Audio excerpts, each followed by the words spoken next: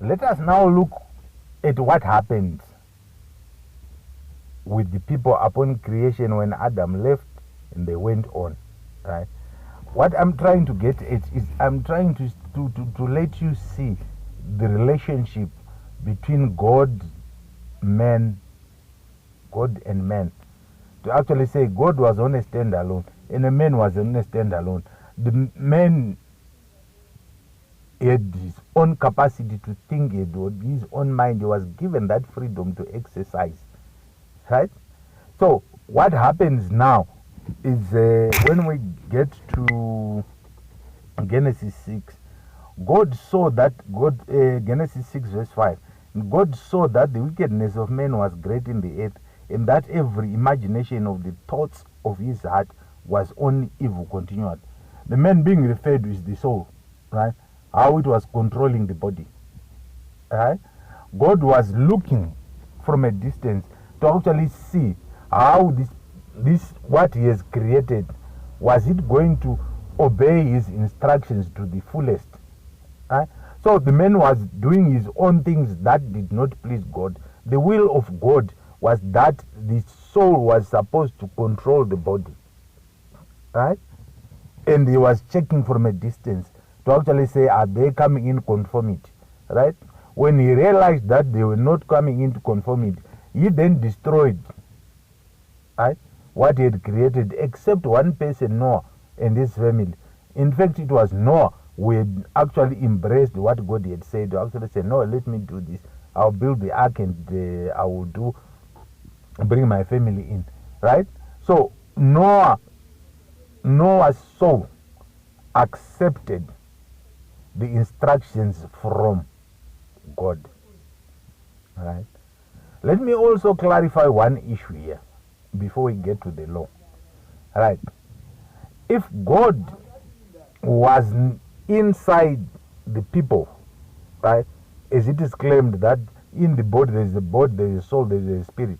If God was inside the people, then people would not have gone against the will of God. God would have simply stepped inside each and every one of us, of the people that were existing then, to actually control them in the direction that he wanted. It's like when you are staying in a house with somebody, right? Would you rather send somebody to come and give instructions to that particular person you are staying with? Or you correct that person? Right? So this is the relationship that was existing. Right? God saw the wickedness that by then he had not instituted the law, but what he expected and what was happening were two different scenarios, and he was not pleased with it. So at the end of the day, he decided to say, okay, this is what I'm going to do. Let me give these people a set of rules of what I want to be done.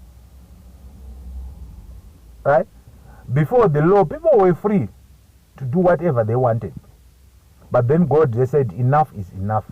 Let me look at the next crop that's coming out of the ark. Right? I will give them instructions. All that I expect them to do. Let me see if they are going to follow to the letter. Right? If they are going to follow to the letter, then they will not die. I will maintain their bodies. Then we see the people given the law. And when they were given the law, they agreed to actually say, all that which ye have said, we shall do. Alright?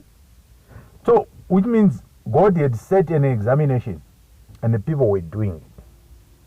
Right? That's when we find the law coming into effect. Who was monitoring the law? It was still God. God was in the ark.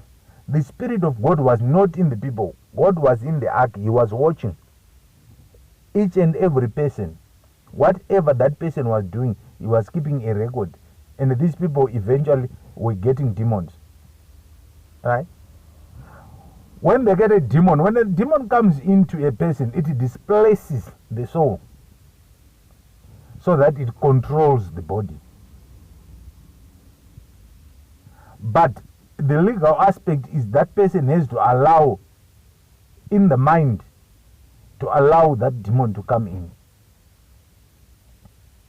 Then he will do things that are against God. Right?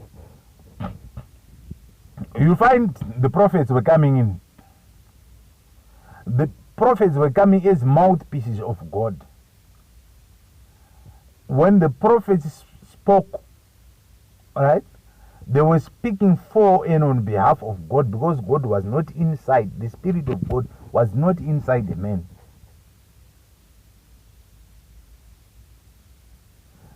They were speaking to the souls of each and every other person that was there. Then the person in the mind would actually reset to say, this is what we are doing, that is wrong. Let us come to conformity to the law.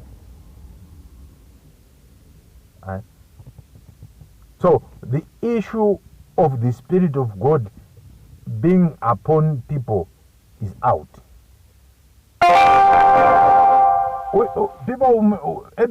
People also tend to argue, to actually say, now, what was the relationship with the Holy Spirit?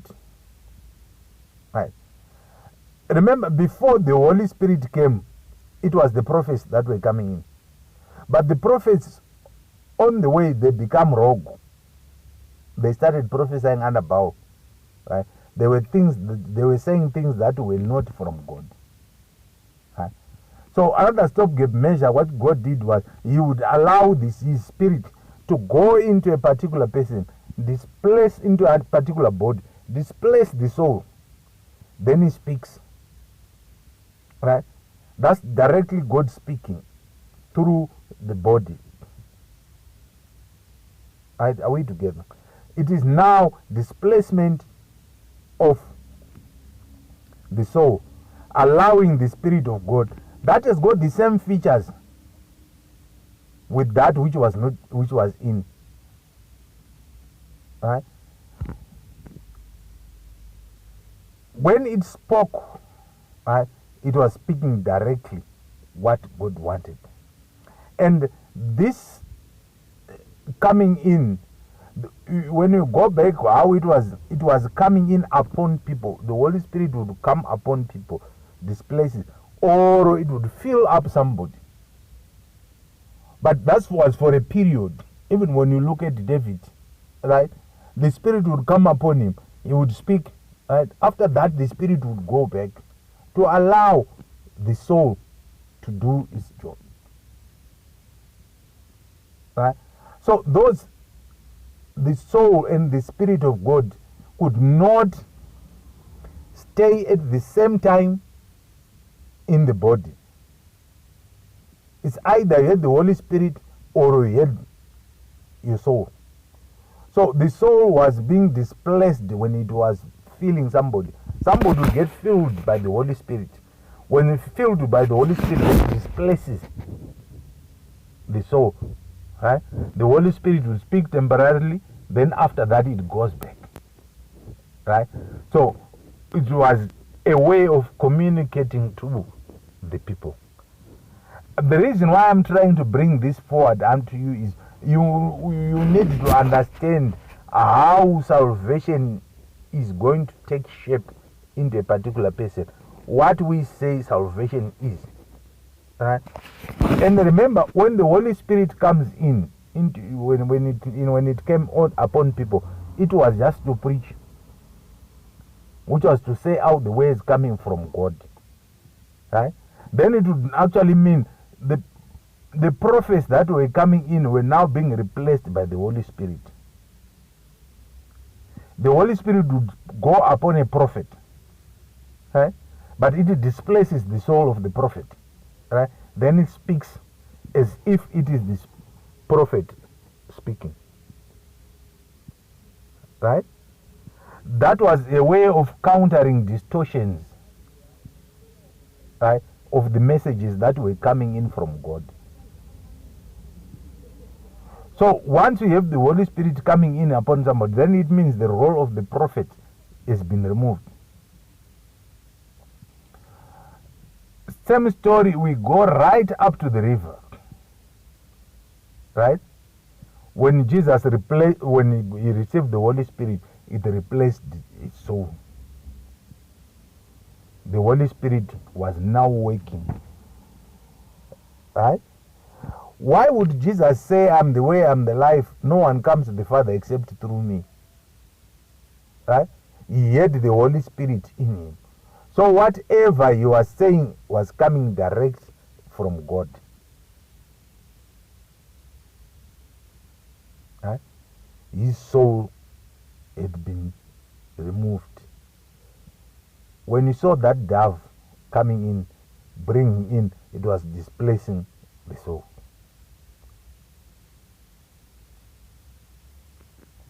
Now, this is what happened in the Old Testament. Right?